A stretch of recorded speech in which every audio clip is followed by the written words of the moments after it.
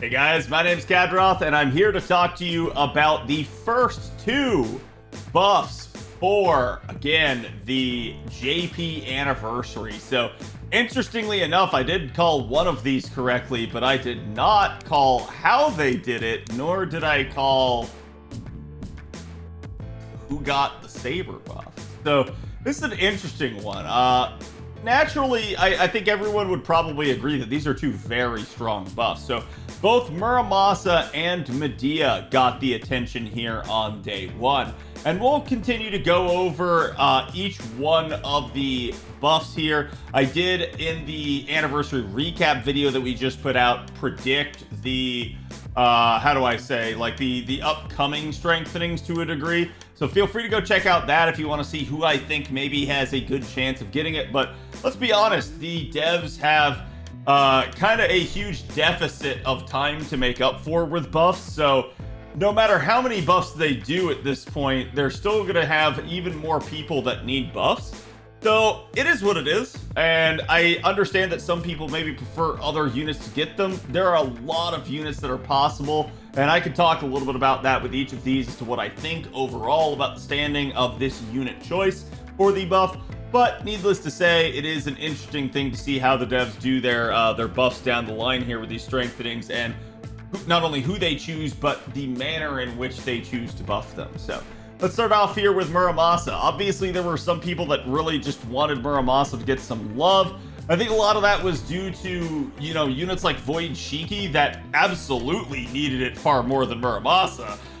Got the love and actually had been managing to outdamage Muramasa, and then later on Takaru, who comes out and just has a pretty bonkers kit, him or herself there. So at the end of the day, I think when we look at Muramasa, a lot of people did feel the need for him to get damage. For me personally, I always felt like Muramasa has one of the best kits in the game. He actually just straight up has the best kit of all sabers, if you ask me. So in that regard, the one thing that was holding him back, especially since he was a Black Grail looper in his own right, was that his damage was maybe not the best. And I think that was actually smart of them to do. Unfortunately, the devs don't agree. So they've come down here and they've actually given him an NP interlude. So you guys can see his NP interlude was, or his NP was already a damage increase with NP damage for 3 turns by 10%. Also removing all enemies' offensive buffs, and then dealing defense ignoring damage to enemies. On top of the art's performance up for 3 turns activating first, meaning he just gets stronger every time he loops. That's the base version of his NP. Now, instead, you guys can see they actually end up just increasing the scaling of the NPs. Nothing too much there to write home about. They don't touch any of the other base effects. They actually come back down in here into the overcharge effect, and they give him Buster and Quick Up performance for 3 turns activating first. I'm not gonna lie, I kind of have to complain. I know other units, like for instance Buntoria, that have a tricolor buff on the back end of their NP, and it is strong, yes, but it is single turn duration always, and it is not something that just kind of keeps going and stacking. So this turns Muramasa into even more of a carding monster than he already was.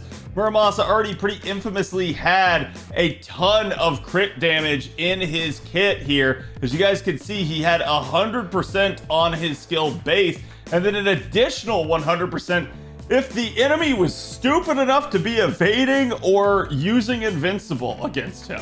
So 200% crit damage. And the only thing really holding his card performance back is the fact that his steroid was a single turn buff duration. And they just basically gave him a 3-turn steroid that's going to keep stacking every single turn. I have to kind of question what the heck the devs were doing here. Obviously, there's a desire to make Muramasa stronger, to have him keep up in damage. But there's a point where I have to say, you took the unit that had the best kit amongst all the AoE sabers, and you made it stronger? Like, really? Muramasa did not need that. Let's be real for just a second here. Like, this is actually kind of stupid. Muramasa's one of those units that his kit is fairly close to perfection. There's no real way to stop him. There's nothing you can do. He removes offensive buffs. He pierces invuln. He punishes you if you are dodging or invuln. And he also pierces defense. You can't do anything to really reduce his damage. The only thing that you could try to do is try to debuff him, or try to somehow like manage to like buff block, or again like NP seal him. That's the only thing he really can't deal with is debuffs on himself. But you do have units out there like Castoria that he naturally functions with that can also cleanse off of her NP. So this starts to get a little stupid when you start to think about it. And I think this is something where over time I've said for a lot of people that Muramasa just naturally had such a strong kit that it's difficult for another unit to outpace him. If Muramasa is on top in damage, there's really no thing that you can say that another unit provides that Muramasa doesn't at least kind of dip into. And even then, people would justify it and say like, well, he doesn't really have a niche. And that's true, except for the fact that he actually still does have the Sovereign niche, which is a fairly wide one still. But it is admittedly only 20% compared to other units having 30 or 50% power mods out there. So it is what it is. I do think like Muramasa getting buff is actually not that crazy, especially nowadays with us having, you know, units like Salter out there that are just still just absolutely wrecking a lot of the 5 stars damage output. In that regard, I think you can use this in context to justify a buff like this. And in the past, we've also had similar things. Like I've seen people question the comma buff, for instance, for her, when the answer to me is pretty obvious that it's a-okay to buff someone like comma, given the super buffs that they have handed Melt over time. When you have extra classes that are invading the niche of a base class, it's not a good thing when the extra class is just wholly better in just about every possible way. So I think that's where like some people look at it and they go like, why did you buff comma? She was already so strong. But in the grander context, it actually makes a little bit of sense. And I think we could use the same justification here for Muramasa. I could definitely see now with a 4-star kind of coming over the top of a lot of the 5 stars, that it makes sense to end up starting to buff some of the 5 stars. So while there are other sabers they could have buffed here, Muramasa still ends up making a ton of sense regardless of that. Now, let's go ahead and let's look at Muramasa's buff. So you can see on the left side here, he had his normal damage numbers. These are all neutral under his own power, so no sort of external buffing from a support or anything like a craft essence equipped. Just neutral under his own steroids. Now, keep in mind, this does include his attack up from his, or sorry, not attack up, his card type up from his steroids. So you do get a little bit of damage variance there in that. And you can see here, he does have the King niche that does improve things. But now after the fact, basically his King niche has almost become his actual normal numbers here. And it is an interesting thing to see that basically the easy way to translate this is that his NP2 became his NP1 and his NP5 became his new NP2.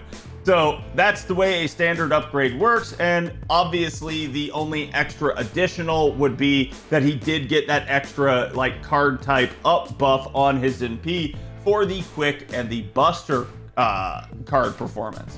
Now here is Muramasa both before and after in a proper composition. Double Castoria, Oberon, level 100 Black Grail. Some of you guys might not have that, that's fine. It's just meant to show you guys just kind of like the sort of maximal like damage expectation with a normal Muramasa. So at that point, you guys can see he's going to end up at about 297, almost 298 here on wave 3 with that that Oberon spike there coming in. And naturally the King trait's going to be a little bit more with NP2 providing a little bit more output. But this is the before the change buff. After the change, again, that NP2 number became the new NP1 number. So you can see Muramasa basically just got an extra 100k added in the optimal situation for him. It is definitely a nice buff. So what does this mean in comparison to, say, some of the other AoE sabers, particularly the other AoE art sabers? Well, unfortunately, this is not very good for Shiki. And I hate to say it, but Shiki now, in a weird way, needs another buff, because unfortunately, the only thing Shiki has over Muramasa is instant death, and that really doesn't do a whole lot. I mean, Shiki does have things like Invuln Pierce, but Muramasa also has that sort of thing, so at the end of the day, I don't really know that it matters at that point. And we can look at this and say that basically Shiki has had a long road to travel to even get to the point where she can out-damage Muramasa, let alone Black Grail Loop in her own right, as somebody that had a one-hit NP for a long time there with no real charge to speak of. So I feel a little bit bad for Shiki in that regard, because she is kind of now left behind by this change. But hopefully we'll see some additional buffs in the future that'll help that out. And then Takeru is another interesting one now. To me, Takeru has been one of those units that was kind of maybe a little bit too strong when they were released. I can kind of see why to a degree, but naturally there's some issues there. Takeru has very wide niches as both divine and demonic. You can see quite a bit of damage output there for Takeru, and you do have that ability to deal maybe a little bit more damage. And that's maybe something, at least to one enemy, that's maybe something to consider, that while Takeru has some special conditions for damage output, and maybe the numbers project a little bit higher than they actually are, you can kind of say a similar deal with Muramasa. Part of the reason Muramasa's damage spikes so hard in Wave 3 isn't just Oberon, it's also basically going to end up being the fact that that's the turn that he pops his steroid in for a lot of people. So that's where a lot of that's coming, and that's why, again, as you guys can see, the first two waves are not even half of that damage output. So it is maybe the concern that someone like Muramasa is going to have down the stretch. But we do have, ironically enough, a pretty similar effect with most of the other units that are in this same scenario of double Castoria Oberon. So at the end of the day, it is what it is. But I think you guys can see Muramasa just straight up going to be stronger now at this point. And basically, unless you have a higher NP level of Takeru, Muramasa just wins. This is another bad thing for Takeru, because Takeru is a unit that relies on niches for damage. So at that point, if you just have a unit that's kind of raw dogging it out here that just does more damage outright, what reason do you have to take the unit that's in their niche? And this is something I've said for a long time they have an issue with in FGO, because they obviously tried to start that way and operate under those pretenses for a long time, where raw units were base stronger, but the niche unit would be stronger in their niche. Now we just have raw units are stronger across the board in a lot of scenarios, and I personally don't feel like that's actually a good thing for the game's balance, because especially when it comes to the developer standpoint of wanting people to roll, it's kind of hard to justify rolling for the unit that, you know, relies on their niche to do good damage, but then the niche doesn't deal as much damage as just the unit going in raw. So at that point, I think it's just not a good balanced state, and it's something they maybe need to look at. But I digress. This is just immediately one of the reasons why we have to say the devs have to be buffing more units, not less. If anything, I would have liked to have seen them maybe buff 3 units per day here, for instance, at the anniversary, rather than just 2, but it is what it is. So next up here, we have Medea. Now, Medea is obviously, to a degree, a fan favorite. She is one of the original cast of Fate Stay Night, and I don't know how many of you guys have heard, but her VA has unfortunately passed away. So that has been a big, sad affair for a lot of us, but at least they finally have given Medea a little bit more attention. Now, Medea originally did have an NP interlude all the way back in London that actually, quote unquote, fixed her NP. Now, when I say fixed her NP, I mean it changed her abysmal AoE scaling from a single target standpoint to now it's full AoE scaling, even though she's still a single target. So to me, personally, while I did expect them to buff Medea, I expected they were going to pay more attention to the NP again and try to fix the fact that she doesn't scale properly like other single target units do. And that's not a good thing in my opinion. Also, the fact that she still removes buffs after damage, which is a major, like, just kind of weakness of her kit. It's nice that she has this, but please fix this. Please put the buff removal before damage. Come on, like, how many times do we have to go through this? We've seen this with other units time and time again, where like the death proc is after damage, or again, something like this with the buff removals after damage, and it just sucks. Just put it before damage. Everyone would appreciate it. I understand the lore of it and everything, but like, come on, guys. This is just one of those things where you're just gimping the unit in effect. So anyways, she had that for a long time. This kind of improved things, but it didn't actually fix things. And naturally, she did have her third skill that she got unlocked from a strengthening, because originally a lot of the units in the game did not have a third skill, particularly if they were 4-star or lower. So interestingly enough, this skill, as it came in as an additional skill for her, removed one ally's debuff, so it acted as a cleanse and increased their NP generation rate by 50% for one turn. For a lot of purposes, this would just be used on Medea herself, though there were some niche applications where you could cleanse something. But now, instead, we get this skill upgraded. And I gotta admit, it is a really good buff. So you guys can see this is actually going to increase her own and the party's arts performance by 3 turns separately each. So 30% arts up for herself, 20% for the party, meaning she will have 50% arts up for 3 turns for herself now. And this is actually kind of insane, because Medea was already somebody that could loop multiple turns in a row due to the existence of things like Castoria, and again, third supports, and even things like charge Cs and stuff potentially if you wanted to. I personally have managed to get Medea to loop 6 times in a row before without really much effort. So it's a testament to her actual like refundability and capability of just kind of going back. Her arts performance with regards to her cards has actually been pretty good, because her NP gain rate is actually pretty stellar, all things considered. Doubly so when you get the 50% NP gain up in play, and you manage to go like NP arts, you're going to get a lot of charge off of something like that.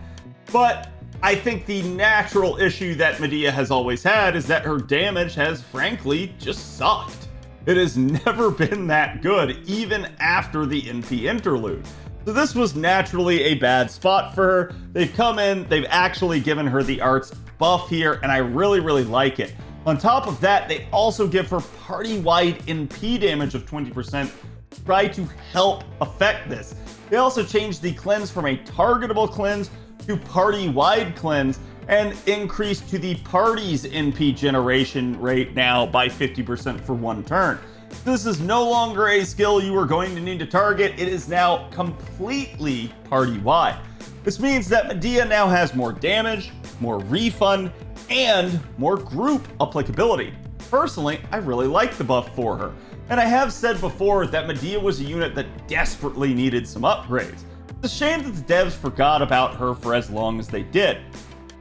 The problem that I ended up having with this, and the thing that I always warned Chad about, was that when it came to Medea, the possibility of them buffing her put a lot of upward pressure on some of the other single target casters. And part of the reason for that is because single target casters as a whole are a very unappreciated group by the developers. It's not a whole lot of units that are available, and there are plenty of other units that just have not received very much attention at all. Especially one of them would be like Shootin' Caster, that has not gotten anything to help out her usability after all these years. Her damage output's not bad, but holy crap, they really need to do something in her favor. Similarly, we have another unit out there like Cersei or Sheba that maybe are 4 stars, so they're 1 rarity higher than Medea, but they as well are kind of not getting a whole lot of attention, and they naturally have issues because of that. So let's go ahead, let's take a look at the numbers here. So this is Medea's self buffs only before damage. Yeah, looks like an AoE number, doesn't it? In fact, it's pretty weak even for an AoE number considering NP5 there. I mean, I sit here and I think about some other 3-star AoE characters, and I think like, no, yeah, a lot of them can out-damage that. So this is a real travesty at this point on behalf of Medea. And now you can see the after damage. So basically, even then, NP2 does not become NP1. Why? Because what we got was arguably better than an NP interlude. What we got was arcs up for her and NP damage up, and that is really going to help her output. So you guys can see she does almost double her damage instead. That is a monumental increase for her and is certainly needed and certainly something that was long overdue. After 10 years of kind of just not getting very much love from the devs, I'm at least happy to finally see Medea get a little bit better at this point, because she always has had quite a bit of utility and usefulness. The issue was always the damage with this unit. Now, as we look at her in a proper composition, this would be in the crazy scenario that you maybe want to like 3-turn with her. Obviously, there's not going to be a whole lot of scenarios that would happen in, but hey, you never know. You can see with 2 times Castoria, Oberon, and a level 100 Black Grail, Medea's actually not looking too bad for a 3-star at this point. Certainly could be better, but I mean, I'll take it. I think the concern here would be that if they ever do come back now at this point and fix the NP, what the heck is going to happen to some of the other single target casters at this point? So I'm happy to see it because, again, I think our 3-stars at this point in time in the game really struggle to go into end game content like 90 plus and plus nodes, let alone anything higher than that. So them buffing and picking up the back of the group is certainly a welcome change for the game, in my opinion. And now let's take a comparative look here at Cersei, who also can do Koyanskaya 2 times Oberon and a level 100 Black Grail. Now the interesting thing here is that Cersei will just win in a 3-turn environment. I think the downside is you can't really get a whole lot out of like trying to get away with or run something like double Koyan on Cersei. She doesn't really have the steroids to double up. And you can see the damage in the first 2 waves, because you're kind of holding off on popping the steroids, would be a little bit of an issue. So to me, as we compare that to Medea, Medea actually just wins in the first 2 waves and then gets edged by wave 3 by about 100k. So Cersei, I'd argue, is still in a good spot. She manages to weather this buff okay, and I think it's because Cersei at least has had some attention over the years, plus the Buster synergy there with Oberon helping her out just a little bit more. But who's actually dead in a ditch at this point is Sheba. Sheba just legitimately doesn't have anything going for her. It feels really sad because she is also a story-locked unit. She is somebody from the Epic of Remnants, which a lot of people are currently rushing story and skipping. So it feels real bad for her that she just feels like a forgotten unit at this point, much to the same degree that Medea herself has been.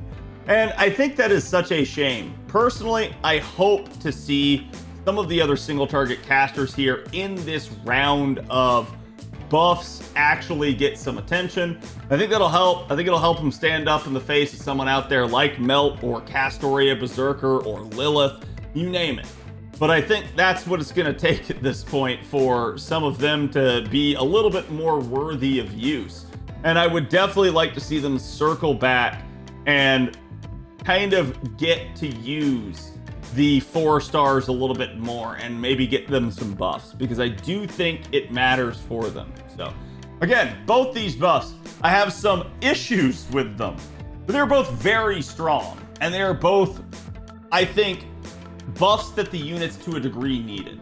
I think Muramasa, we can debate a little bit some of his, but naturally the man did need damage, and Medea just needed any kind of attention at this point. So I'm really pleased with these buffs so far. Let me know what you guys think. Which one of the first 2 buffs here is your favorite? Do you have any issues with them? And who do you think is going to be our next set of upgrades? I'll be curious to hear you guys' thoughts. I will see you guys for the next one. Thank you all for watching. Don't forget to like, comment, and subscribe. It helps support the channel. And I will see you guys for the next one. Later.